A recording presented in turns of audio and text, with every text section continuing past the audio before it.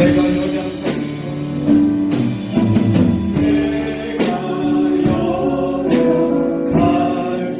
더욱 귀여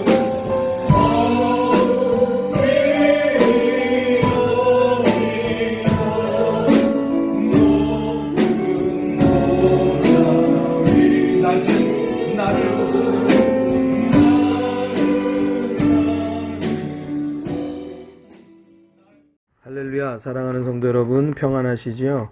며칠 전에 겨울과 이제는 이별할 시간이 온 것 같다라고 말씀을 나눴는데 겨울이 다시 돌아왔네요. 예, 눈도 오고요. 그리고 많이 추워졌습니다. 건강 조심하시고 길도 미끄러우니 조심하시기 바랍니다. 오늘은 잠언 17장의 말씀을 같이 나누도록 하겠습니다. 잠언 17장 8절 말씀, 뇌물은 임자의 보기에 보석 같은즉 어디로 향하든지 형통케 하느니라. 여기서 잘못 오해할 수 있는 단어가 있는데 형통입니다. 성공이란 단어로 한번 다시 말씀해 볼게요. 성공이란 단어는 좋은 것입니다. 성공하면 또 좋은 것입니다. 그러나 만약에 사기쳐서 그 인생이 성공했다, 그렇게 문장을 쓴다라고 하면 당연히 성공이 좋은 단어로 볼 것이 아닌 것이죠. 지금 형통의 단어도 그렇습니다. 형통을 무조건 좋은 것으로 생각하기가 쉽습니다. 그래서 뇌물은 형통으로 인도한다라는 그런 오해를 부를 수 있을 것 같은데요. 이 구절은 형통은 우리가 생각하는 좋은 의미로의 완결을 말하는 내용이 아닙니다. 다른 성경 구절에서도 우리가 이런 유사한 구절을 찾아볼 수가 있는데요. 잠언 24장 1절입니다. 너는 악인의 형통을 부러워하지 말며 그와 함께 있기도 원하지 말지어다. 잠언 24장 19절의 말씀, 너는 행악자의 득이함을 인하여 분을 품지 말며 악인의 형통을 부러워하지 말라.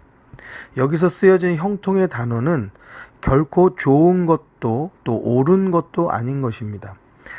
잘못된 형통에 너희가 미혹받지도 말고 부러워하지도 말라는 경고의 말씀인 것입니다. 본문의 말씀 구절도 그러합니다.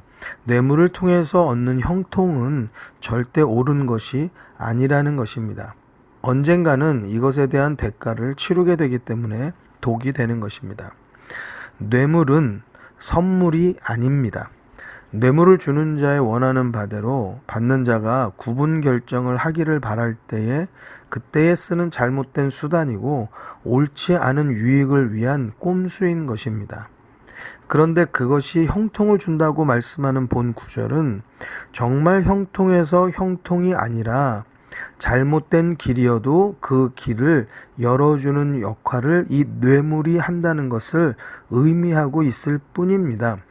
공정한 판단력을 흐리게 하는 잘못된 도구가 바로 이 뇌물이라는 것을 말씀하고 있는 것입니다. 사랑하는 성도 여러분, 뇌물을 주지 말고 선물을 주기 바랍니다. 선물은 좋은 것입니다. 그러나 뇌물은 옳지 않습니다. 주는 일도 없어야 하지만 받는 일로 인해서 우리의 판단력이 흐려지게 된다면 이것은 훗날에 상당히 어려운 일을 만나게 되는 것입니다. 형통이라는 단어가 들어갔다고 해서 뇌물이 옳다라고 말씀하는 것이 절대 아니니 오해가 없으시기를 바랍니다. 앞으로 나올 말씀이지만 참고로 선물에 대한 말씀을 몇 구절 읽어드리겠습니다. 잠언 18장 16절의 말씀, 선물은 그 사람의 길을 너그럽게 하며 또 존귀한 자의 앞으로 그를 인도하느니라. 잠언 19장 6절의 말씀, 너그러운 사람에게는 은혜를 구하는 자가 많고 선물을 주기를 좋아하는 자에게는 사람마다 친구가 되느니라. 좋은 마음으로 선물을 주는 성도가 되시고 잘못된 마음으로 주고받는 뇌물하고는 연루되지 않도록 여러분들이 주의하시기를 주님의 이름으로 부탁을 드립니다. 9절의 말씀입니다. 허물을 덮어주는 자는 사랑을 구하는 자요 그것을 거듭 말하는 자는 친한 벗을 이간하는 자니라. 본 9절은 덮어주는 자와 또 거듭 말하는 자, 또 사랑을 구하는 자와 이간하는 자, 이런 대조 형태를 이루고 있습니다. 타인의 잘못을 덮어주는 자는 사랑을 몸소 실천하고 또 화평을 이루는 자이죠. 내 이웃을 내 몸과 같이 사랑하라는 말씀과 같이 하나님의 계명에 순종하는 자이죠. 사랑은 모든 허물을 덮는다고 말씀한 것과 같습니다. 그러나 9절에서 표현한 것과 같이 거듭 말하는 자, 이들은 이해심이나 관용심이 없이 잘못을 자꾸 들추어내려고 하고 문제를 더 확대시키려고 하고 또한 친구들 사이를 갈라놓으려고 하는 자임을 말씀하고 있는 것입니다. 사랑하는 성도 여러분, 우리는 모두가 다 허물을 덮어주는 그러한 성도들이 되어야 하겠습니다. 10절 말씀입니다. 한마디로 총명한 자를 경계하는 것이 매 100개로 미련한 자를 때리는 것보다 더욱 깊이 박이느니라. 지혜로운 자는 자신의 잘못을 지적하는 단 한마디에 합당한 책망에도 겸손하여진다는 것입니다.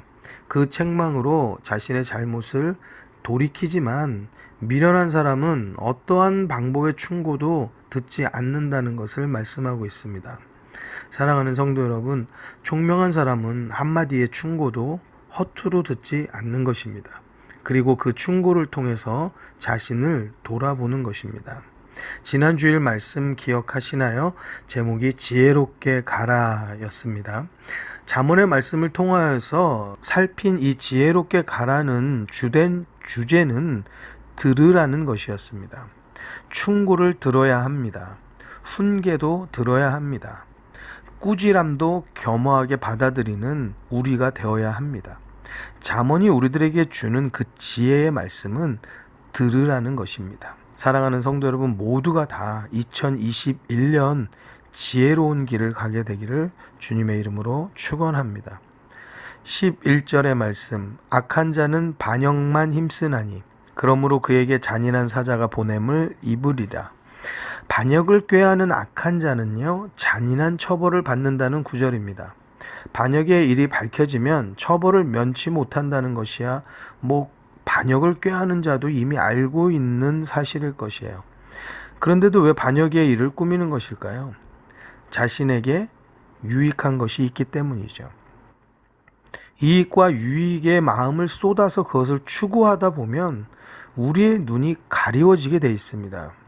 그래서 어리석은 생각을 하고 잘못된 일을 벌이게 되는 것입니다. 우리의 마음은 이익과 유익에 쏟아 놓아야 되는 것이 아니고요. 우리의 마음은 하나님께 쏟아 놓아야 할 줄로 믿습니다. 혹시나라도 우리들 가운데 이런 오해가 있을지 모르겠습니다. 그럼 우리는 아무 이익도 추구하지 않고 아무 유익도 추구하지 않는 그러한 일을 해야 되는 것인가? 그럼 우리가 일하면서 이익과 유익을 얻는 것도 그것을 추구하는 것은 죄악된 것인가? 나쁜 것인가? 혹시라도 그렇게 오해하시지 않겠지만 말씀드리면 그런 말씀이 전혀 아닙니다. 우리들이 이익과 거기에만 마음을 쏟다 보면 우리들의 판단이 흐려진다는 것을 말씀드린 것이에요. 우리가 하나님께 마음을 쏟으면 우리의 이익과 우리의 유익이 정직하고 바르고 옳은 것 안에서 발생되어진다는 것이죠. 그것은 우리들에게 평안을 줍니다. 그러한 유익은요, 우리들에게 평강을 주는 것이에요.